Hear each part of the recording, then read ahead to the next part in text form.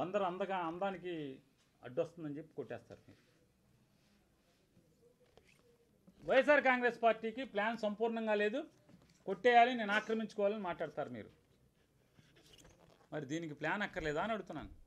ఆ సందు ఎంత, సందు బతికెంత? చేపల మార్కెట్ సందు, మహాలక్ష్మి వారి గుడి రోడ్డు ఎంత, దాని బతికెంత? ప్లాన్ ఎందుకు లేదు?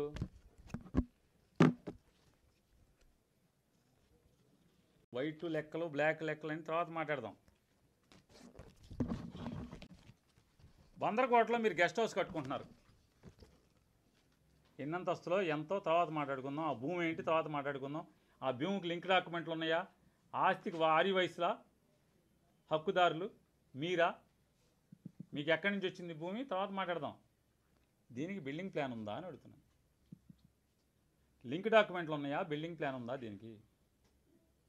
మీరు బందరకోటలో ఆకాశానికి అంటే మీ డాబా ఇక్కడ నుంచి ఉంటే గిలకల దిండి సముద్రం కనపడాలి, కోనే సెంటర్ కనపడేట్టుగా మీరు కట్టుకుంటున్నారు కదా. నాకు ఈర్ష్య లేదు. అయితే ఏంటిది అని అడుగుతున్నాను. ప్లాన్ బెటరా? ఎవరికన్నా ప్లాన్ పెడతాకెళ్తే మీ వాళ్ళు పన్ను వేయాలంటే డబ్బులు అడుగుతున్నారు కదా. ప్లాన్ బెటరా అని అడుగుతున్నాను. ఆడి బినామీ ఈడి బినామీ అంటున్నారు. మీరు బందరకోట రోడ్లో విపరీతంగా ఆస్తులు కొంటున్నారు. ఎకరం 1.5 2 కోట్లు పెట్టి.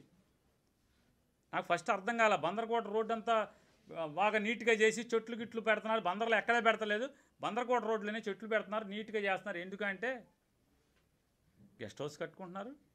ఆ రోడ్లో మీరు ఆయన గూడూరు సినిమా హాల్ ఆయన తమ్ముడు, ఆ సందులో సినిమా హాల్ అయిన తమ్ముడు మీ దగ్గరే ఉంటాడుగా రోజు. ఆయన పేరు మీద కాదులే ఆగవే, కాదులేండి, కిషోరు కిషోరు సరే. వీటికి ప్లాన్లు ఉండవు, లెక్కలు ఉండవు, జమ్ము ఉండదు. అప్రమేతంగా మీరు పార్టీకి కోట్లు చందాలు ఇచ్చేస్తారు, ఇవన్నీ చేసేస్తారు. ఇక వీటికి లెక్కలు తర్వాత మాట్లాడదాం. ఇవన్నీ ప్లాన్లు లేకుండా కడుతున్నారు మీరు. ప్లాన్లు ఎందుకు పెడతలేదు? కార్యకర్తలకు ఇవన్నీ తెలిసినాయే కదా. నేను అడుగుతున్నాను,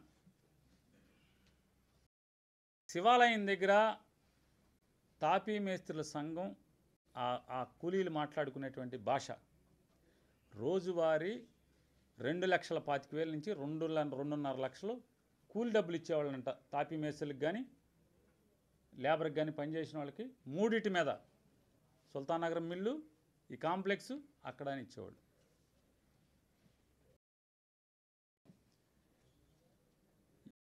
ఎవరో వెంకటరమణ అని అతను ఇచ్చేవాడంట. మీ పార్టీ వాళ్ళందరికీ తెలుసు. నేను చెప్పే పేర్లన్నీ మీ పార్టీ వాళ్ళని చెక్ చేసుకోండి. నేను చెప్పేది అబద్ధమా నిజమా అనేది. వెంకటరమణ ఎవరు? వెంకటరమణ కొత్తగా అంతక్రితం మీ పార్టీలో వెళ్ళాడు, కొత్తగా తిరుగుతున్నాడు. ఎవరు వెంకటరమణ? ఇవన్నీ మనకెందుకే అవన్నీ? మీరు ఒకసారి గోపిచంద్ గారు, నేను చెప్పేది అబద్ధమా కాదో చూసుకోండి ఒకసారి. నేనే ఆయన సంపాదించుకుని ఈర్ష్యపడతలా. 2వ మిల్లు కడుతున్నారు అరవేర భయంకరంగా. ఎక్కడి నుంచి వస్తున్నాయని నేను అడగట్లా. మీ అంతరాత్మను ప్రశ్నించుకోండి. గోపిచంద్ గారు, మీరేగా సలహాదారుడు అని. కొత్త బైపాస్లో సీతారాంపురం రోడ్ నుంచి అంటే ఎస్ఎన్ గోలపాలెం నుంచి బీవీ తోటకు మధ్యలోంచి, అంటే ఎస్ఎన్ గోలపాలెం సెంటర్ దాటంగానే బీవీ తోట వంతిన దగ్గర నుంచి ఇటుపక్క కొత్త బైపాస్ దాకా సుమారుగా కొంతమంది 70 అంటున్నారు, కొంతమంది 80 అంటున్నారు, కొంతమంది 100 ఎకరాలు అంటున్నారు. ఎక్కడిది గోపిచంద్ గారు ఇదంతా? ఎక్కడిది? నేను బినామీలని నేను అంటలా. ఎక్కడిది? మీరు కూడా ఉన్నారంటున్నారు గోపిచంద్ గారు. మొత్తం మీరే నాయకత్వం వహిస్తున్నారని చెప్తున్నారు మొత్తం ఆ సేకరణ కోసం. లేకపోతే మంచిదే, లేకపోతే ప్రజలకి ఏం ఇబ్బంది లేదు. ఉన్న ఇబ్బంది లేదు, చేయగలిగేది కూడా ప్రజలు 5 ఏళ్ల దాకా చేయగలిగేది కూడా ఏం లేదు కదా చెప్తున్నా. విజయవాడలో బీకేఎం ఏమంటే తెలుగుదేశం కార్యకర్తలకి గోపిచంద్ గారికి అందరికీ తెలుసు. బీకేఎం ఎవరో తెలుసు కదా. బీకేఎం రోజు ఒక కారు ఆయనే కొనిచ్చాడని చెప్తున్నారు. ఎప్పుడు 2020లోనో 2021లోనో ఆయన ఎంపటి తిరగటానికి ఒక కారు కొనిచ్చాడు అంటున్నారు. బీకేఎం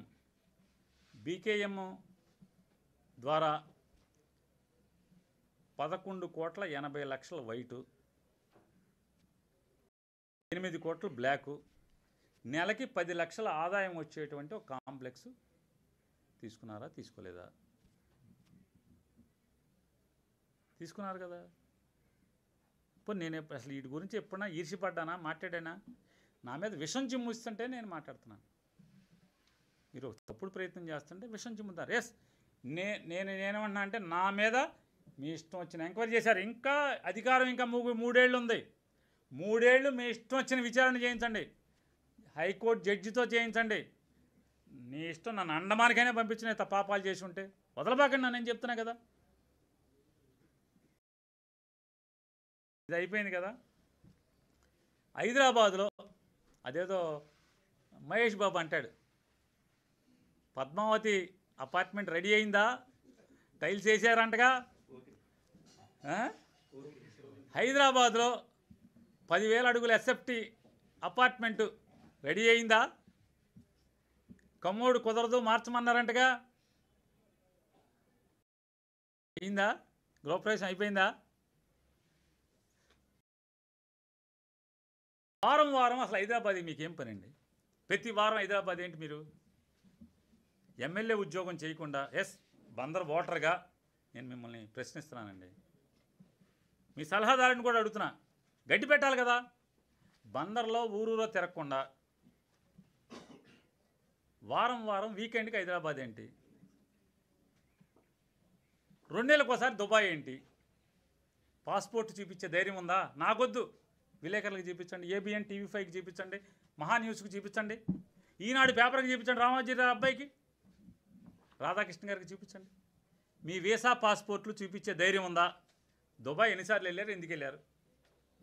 బందర్ అభివృద్ధికి దుబాయ్కి ఏమైనా సంబంధం ఉందా? ఎందుకు వెళ్తున్నారు దుబాయ్? మీ ఆస్తులు కొంటున్నారా, లేకపోతే అక్కడ ఏమన్నా డబ్బులు దాస్తున్నారా? నేనేమంటలా, ఎందుకు వెళ్తున్నారు దుబాయ్ అని అడుగుతున్నా.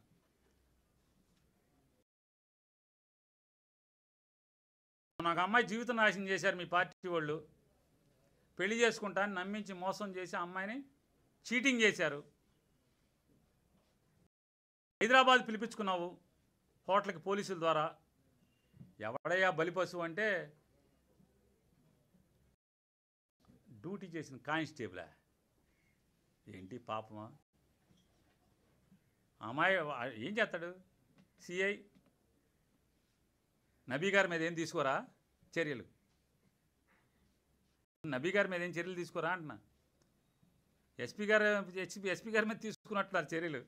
వాడుకుని అడ్డగోలుగా కృష్ణా జిల్లా పోలీసు వ్యవస్థని దారుణాతి దారుణంగా ఆయన నాయకత్వంలో పాడు చేశారు. ఎందుకు? మీ మేరబాణి కోసమే కదా. వాడుకుని కూడా వదిలేసే రకం, కార్యకర్తలను వాడుకుని వదిలేసే రకం, అధికారులను కూడా వాడుకుని వదిలేసే రకం. ఏం చేశాడు పాపం ఆయన గంగాధర్? మీరు సిట్ అంటే సిట్టు, స్టాండ్ అంటే స్టాండ్. మీరు కేసు కట్టినంటే కేసు కడతాం, కేసు కట్టద్దంటే కేసు కట్టద్దు, నానిగాడిని లోపలైందంటే మా ఇంటికి పోలీసులు వచ్చేయటం. ఇదే కదా. ఎందుకు పాపం ఆ అమాయకుడైన గంగాధరాన్ని ఏం చేశాడు? ఏం చేయలేదు కదా, మిమ్మల్ని ఇబ్బంది పెట్టలేదు కదా. నీకు దిగ్విజయంగా బందరంతా పేకాటలు జరుగుతున్నాయి కదా. పేకాట జరగటమే కాదు,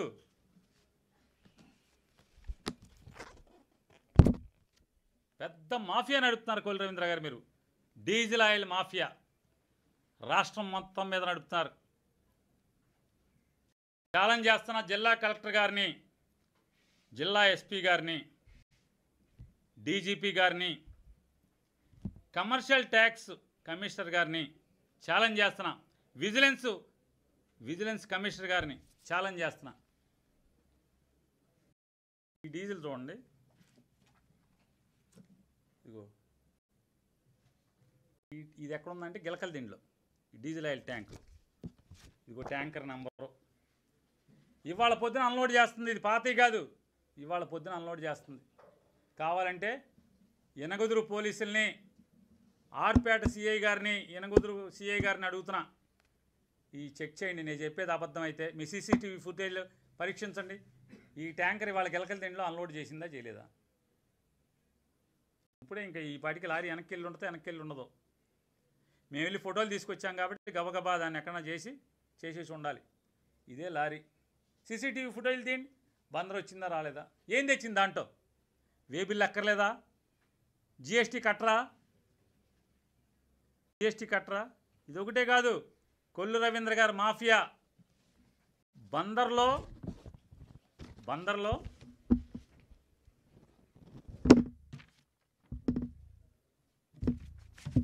నెలకి ఈయన మాఫియా ఎక్కడెక్కడికి విస్తరించాడంటే నరసాపురం రేవు, నరసాపురం ఫిషింగ్ హార్బర్, నరసాపురంలో రోజు 3 నుంచి 4 ట్యాంకర్, నెలకి 3 నుంచి 4 ట్యాంకర్లు, ప్రతి నెల 3 నుంచి 4 ట్యాంకర్లు నరసాపురంలో. మచిలీపట్నంలో 10 నుంచి 12 ట్యాంకర్లు. కాదు అంతేనా? కాదు అంతే. 10 నుంచి 12 ట్యాంకర్లు మచిలీపట్నంలో. 10 నుంచి 12 ట్యాంకర్లు. ఒక్కో ట్యాంకర్ ఎంత అనుకుంటున్నారు? 40,000 లీటర్లు. చీరాల 3 ట్యాంకర్లు ప్రతి నెల. నిజాంపట్నం 15 నుంచి 20 ట్యాంకర్లు ప్రతి నెల. కావలి 6 నుంచి, అంటే జువల్ దిన్న ఫిషింగ్ హార్బర్ 6 నుంచి 7 ట్యాంకర్లు. మొత్తం కొల్లు రవీంద్ర మాఫియానే, మొత్తం నాయకత్వం కొల్లు రవీంద్ర.